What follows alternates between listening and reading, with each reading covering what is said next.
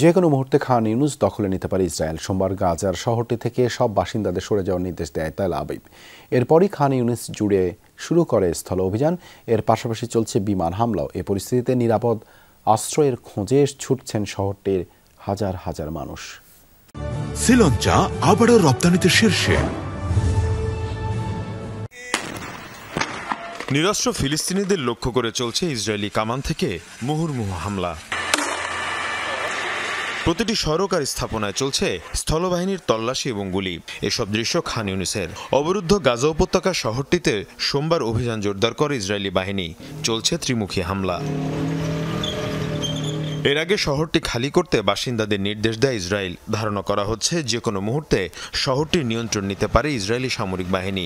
একদিকে নির্দেশনা, অন্যদিকে হামলার পরিধি বৃদ্ধিতে ভয়ে আতঙ্কে পথে পথে ছুটছেন খান ইউনিসের বাসিন্দারা।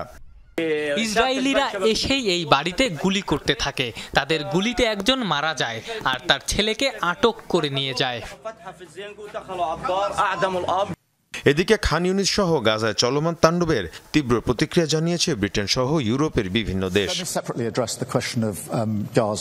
গাজায় যা চলছে তা কোনোভাবেই গ্রহণযোগ্য নয়। তাই আমাদের ঐক্যবদ্ধ হয়ে সমন্বিতভাবে কাজ করতে হবে, কারণ এটা কোনোভাবেই চলতে দেয়া যায় না।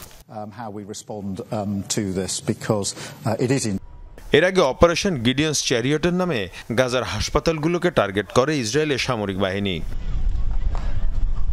মীর মুশফিকা হাসান, যমুনা নিউজ।